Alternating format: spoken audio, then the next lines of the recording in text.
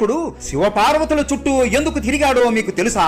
ఒకరోజు కైలాసంలో శివపార్వతుల కుమారులైన వినాయకుడు మరియు కార్తికేయుడు ఈ ఇద్దరి మధ్య ఒక చిన్న గొడవ వస్తుంది. అప్పుడు పార్వతీదేవి ఒక చెట్టు నుండి పండును కోసి, గొడవ పడకండి, నేను చెప్పేది శ్రద్ధగా వినండి, ఇదిగో ఈ పండును చూశారు కదా, ఈ పండు ఎవరైతే తింటారో వాళ్ళకి అపారమైన జ్ఞానం మరియు శక్తి వస్తుంది అని అంటుంది. అది విని ఇద్దరు నాకు కావాలి అంటే నాకు కావాలి అని మళ్ళీ గొడవ పడుతూ ఉంటారు. అప్పుడు పార్వతీదేవి, గొడవ పడకండి, ఆగండి, మీ ఇద్దరి మధ్య ఒక పోటీ పెడతాం, ఇద్దరిలో ఎవరైతే మొదటిగా ఈ ప్రపంచం మొత్తం తిరిగి మా వద్దకు వస్తారో వాళ్ళకి ఈ పండు దక్కుతుంది అని అంటుంది. అలా చెప్పగానే అసహనంతో కార్తికేయుడు తన వాహనమైన పర్వని మీద కూర్చుని ప్రపంచం మొత్తం తిరగడం మొదలు పెడతాడు. అప్పుడు వినాయకుడు నవ్వుతూ మూసికుడిని చూస్తాడు. అమ్మో స్వామి, నేను నిన్ను మోయలేను, నా వల్ల అవదు అని మూసికుడు అంటాడు. మూసిక, నువ్వు ప్రక్కకు జరుగు అని శివపార్వతుల పాదాలకు నమస్కారం పెట్టి